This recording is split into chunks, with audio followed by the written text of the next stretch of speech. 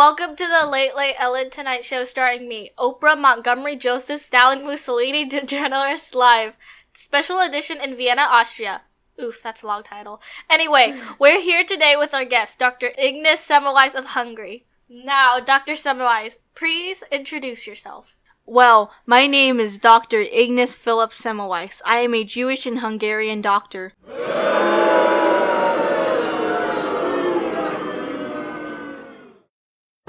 I used to be a medical assistant working at Vienna General Hospital in the obstetric wing, before I was wrongly fired from my position.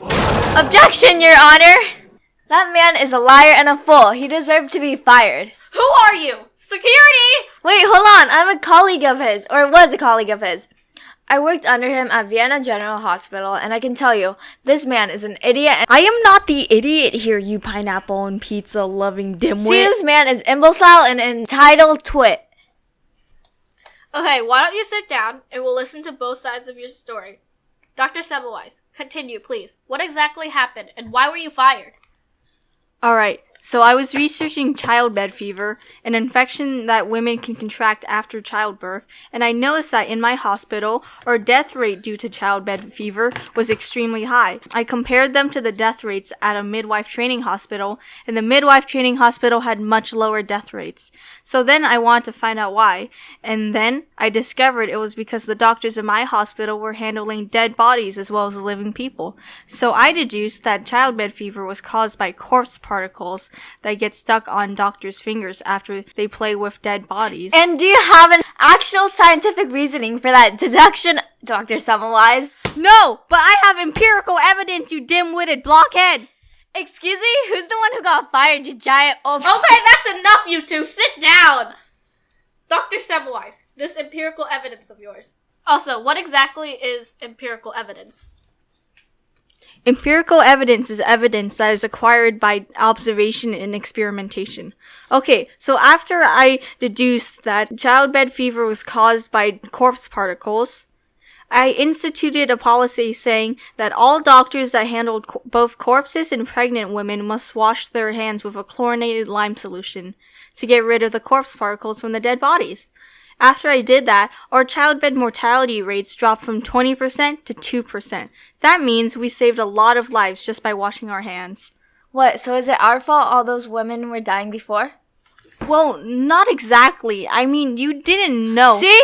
This man is trying to discredit us and give us a bad reputation of killing mothers. Shut up, you incompetent donkey! Pregnant women were calling our hospital staff the harbingers of death way before I even worked here. So technically, you already had a bad reputation. Why, you? That's right, stupid. I bet your mother was a two-legged donkey. See, here he goes again with the outrageously rude insult. This is the main reason why you're fired anyway. Shush, you nitwit. I was probably fired because my supervisor was a foolish wuss and didn't trust me. Yeah, because you supported the recent events of this so-called Hungarian Revolution. Shut up! No, I didn't, you dense fruitcake!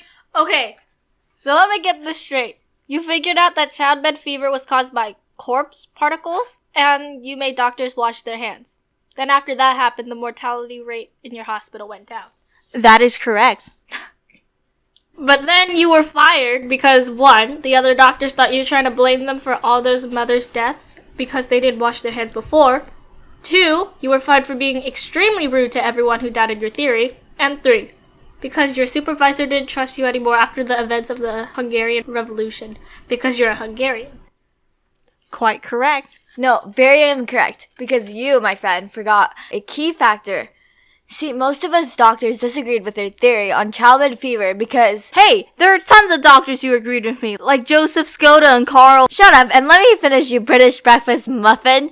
Your theory has no scientific explanation or basis. You may have results, but we need to actually understand why your theory is correct.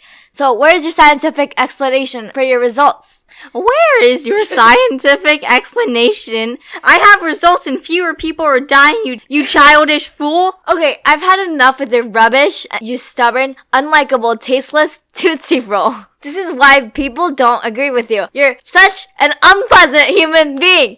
I don't understand how anyone can actually agree with you. I swear I will actually... Oh yeah, you'll actually what, huh? You two stop now! This is your last warning, so settle down before I have you both thrown out. Alright. So what I'm hearing is that a lot of other doctors don't agree with your conclusions, Dr. Semmelweis, because of the lack of scientific reasoning and also because of the fact that, once again, you are an incredibly vulgar barbarian who will harshly scold anyone who even slightly questions your theory. Yeah, and we don't respect him. I mean, why should we? He's a Jewish Hungarian working in Vienna. If you mention my religion or my nationality again, I will... You what, huh?